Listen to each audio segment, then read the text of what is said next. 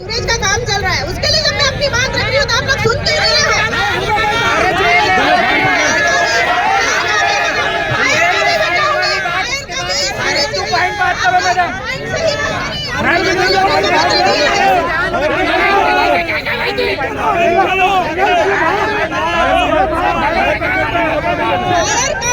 अभी 3 दिन छुट्टी है, अभी हम भुगतान नहीं कर सकते।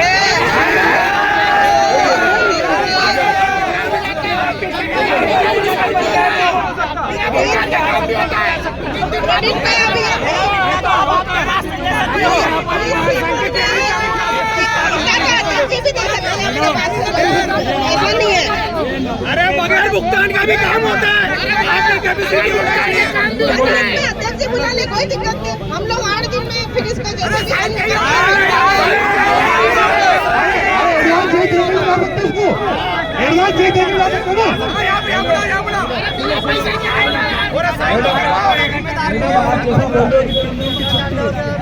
आपके नजर संपर्क लिख दिया उसके बाद मैडम पे आप कार्रवाई करो मैडम के ऊपर। अरे तो हमने तो आयुक्त महोदय सबको कर दी, आपने क्या करा सर? आपके इडियट का कुछ भी नहीं कर रहे।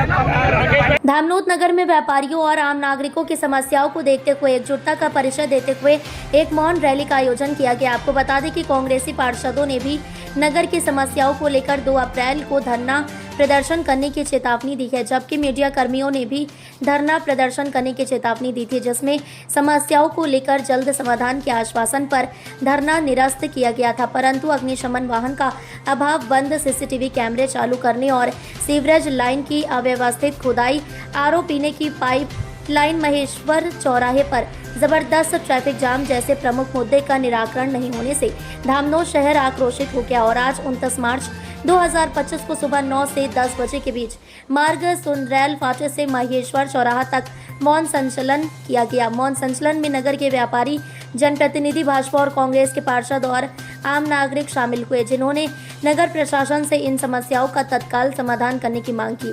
इस दौरान महेश्वर चौराहे पर शासन प्रशासन, सीएमओ, नायब तहसीलदार और आम नागरिकों की जमकर बहसबाजी भी हुई, परंतु कहीं न कहीं बहसबाजी इतनी चरम पर पहुंच गई थी कि चिल्ला चोट में कोई स्थायी समाधान नहीं निकल पाया।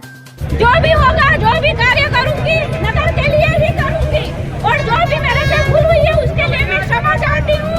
और देखो, मैंने हर काम के लिए प्रयास किया है, लेकिन मेरे कार्य को रोका गया है और आगे में भी अभी अगर मेरे को साइन करने के लिए फाइल आती है तो मैं अभी नहीं साइन करके देती हूँ। और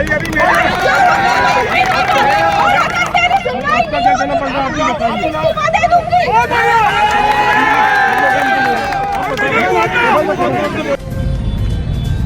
भ्रष्टाचार की लड़ाई हमारे हाथ में नहीं है। हमने साबित कर दिया है कि सीएमओ के पास फायर करने का बिल नहीं है, सीएमओ के पास सीसीटीवी के लिए पैसे नहीं है। सीएमओ केवल भ्रष्ट फर्जी बिल लगाकर केवल भ्रष्टाचार कर रही है और 3 करोड़ से ऊपर का भ्रष्टाचार मैंने उजागर किया और मैंने FIR करवाई है। ये जनता के प्रतिनिधि है और इनकी जवाबदेही बनती है कि ये जनता को बताए कि अगर ये भी पीड़ित होकर हमारे साथ रैली जुलूस निकाल रहे हैं तो फिर हम किससे आशा रखेंगे कि हमारी पीड़ा सुने और हमारी पीड़ा दूर करे। बताइए भैया, आपकी क्या पीड़ा है? आप किस लिए आए रैली में?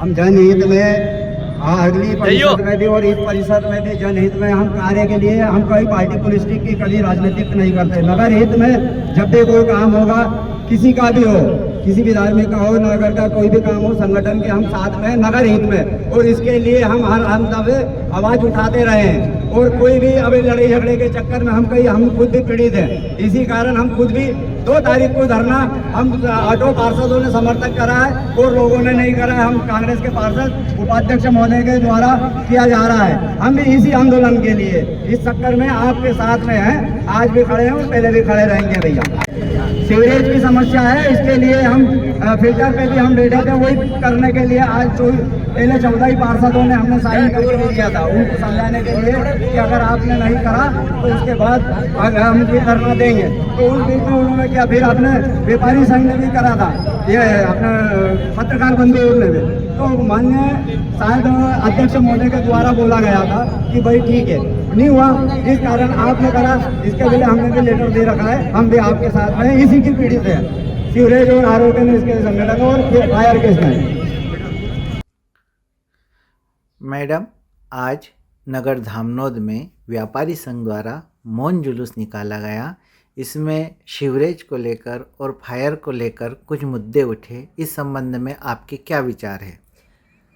फायर से संबंधित मुद्दा मेरे सामने आया, जिसमें फायर का एक जैसे ही मेरे द्वारा दिनांक 11 फरवरी 2025 को ज्वाइन किया, मेरे द्वारा कर्मचारियों से पूछा गया फायर कहाँ है, तो उन्होंने कहा कि तात्कालिक सीएमओ श्री बलराम भूरे और अध्यक्ष श्रीमती सीमा विष्णु पाटीदार के द्वारा फायर को दुरुस्त करवाने हेतु इंदौर भेजा गया है, फायर की रिपेयरिंग हेतु।